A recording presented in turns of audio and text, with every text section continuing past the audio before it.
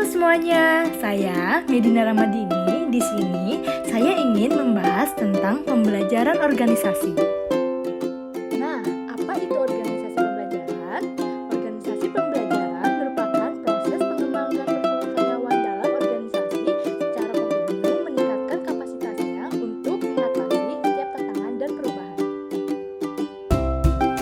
Selanjutnya, dalam organisasi pembelajaran ada tingkatannya, yaitu pertama, berpikir sistematis. Maksudnya adalah berpikir secara keseluruhan terhadap interaksi antar unsur dalam batas lingkungan tertentu yang bekerja mencapai tujuan. Kedua, personal mastery. Personal mastery ini merupakan upaya keahlian terus-menerus dalam mengklasifikasi visi pribadi, visi organisasi, memfokuskan energi, mengembangkan kesabaran, melihat dengan objektif, dimulai dari hal yang sungguh-sungguh bagi organisasi. Ketiga, mental model. Kemapanan sikap mental atau model mental yang dimulai dari penguasaan pribadi yang tinggi dalam keadaan hidup selalu belajar. Keempat, membangun visi bersama. Kenyataan perjalanan terus-menerus sepanjang berhubungan dengan visi kepemimpinan yang memberi inspirasi pada organisasi merupakan kapasitas untuk berpegang pada gambaran bersama akan keadaan yang ingin diciptakan masa yang akan datang. Dan yang kelima, tim pembelajaran. Pembelajaran dalam tim dimulai dengan dialog merupakan kemampuan anggota tim untuk menunda asumsi dan masuk ke dalam pikiran bersama secara murni. Next, ada teori pembelajaran dalam organisasi. Ada 3 teori dalam pembelajaran dalam organisasi, yaitu pertama, operant conditioning. Kondisi inilah yang membuat perilaku orang mau belajar secara sukarela untuk memperoleh imbalan atas prestasi atau kegagalan atas kesalahan yang diperbuatnya. Yang kedua, classical conditioning. Ivan Pavlov, ahli psikologi Rusia, melakukan eksperimen dengan mengajarkan anjingnya untuk merespon suara lonceng.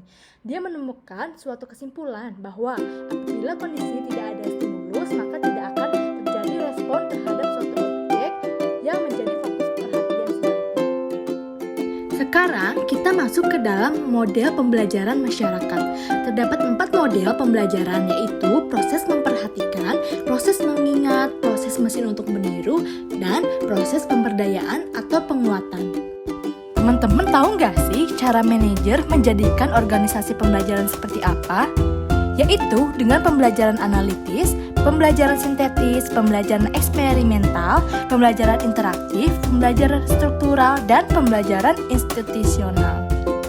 Selanjutnya, langkah yang harus diperhatikan dalam langkah pembelajaran yang perlu dilalui untuk menjadi organisasi pembelajaran yaitu penguasaan pengetahuan, distribusi informasi, interpretasi informasi, dan pengingat organisasional.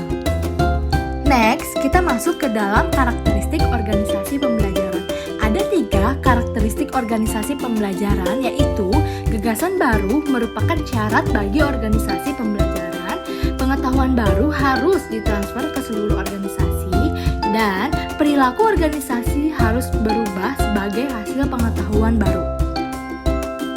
Selanjutnya ada faktor penghambat pengembangan organisasi, yaitu pertama, fokus internal. Fokus ke dalam ini bisa juga disebabkan oleh kegagalan dalam mendeliver layanan kepada pelanggan. Pada organisasi besar di mana sudah terbentuk silo-silo atau yang bisa juga disebut dengan kubu-kubu, orang akan saling menghindar kalau timbul suatu masalah. Kedua, kehilangan orientasi. Umumnya terjadi ketika misi dan visi yang dicanangkan oleh pimpinan tidak lagi sesuai dengan perkembangan zaman. Contohnya, misi perusahaan yang tertulis di dalam akta pendirian perusahaan adalah menyebarkan ilmu pengetahuan melalui buku-buku. Ternyata penjualan buku-buku cetak selalu menghadapi kendala mahalnya harga kertas sehingga memberikan margin keuntungan yang semakin kecil.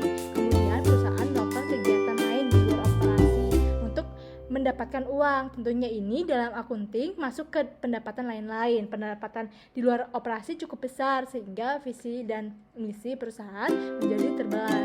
Ketiga, pertanggungjawaban yang tidak jelas. Otomatis kalau penanggung jawab tidak jelas, maka dari sisi pelaksananya juga akan tersendat-sendat. Keempat, ketidakmampuan melihat peluang. Ada peluang-peluang besar yang lewat begitu saja karena ada ketakutan atau keraguan untuk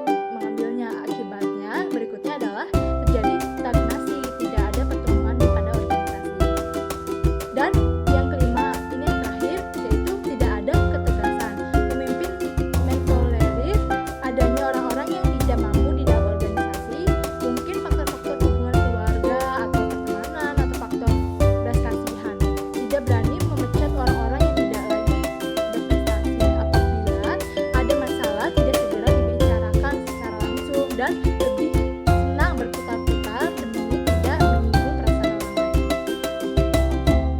Dan yang terakhir ada 3 fungsi kunci dalam membangun organisasi pembelajaran. Yang pertama adalah membangun komitmen pada pembelajaran. Contohnya yaitu membuat pembelajaran sebagai komponen visi dan tujuan strategis. Yang kedua, bekerja untuk membangkitkan dan dampak. Sebagai contohnya yaitu implementasi program perbaikan terus-menerus. Yang ketiga, bekerja menggeneralisir gagasan dengan dampak. Contohnya menciptakan prasarana yang menggerakkan gagasan sepanjang batas organisasi. Ya, itulah tadi penjelasan mengenai materi pembelajaran organisasi. Maaf jika masih ada kekurangan dalam penyampaian ya teman-teman. Terima kasih.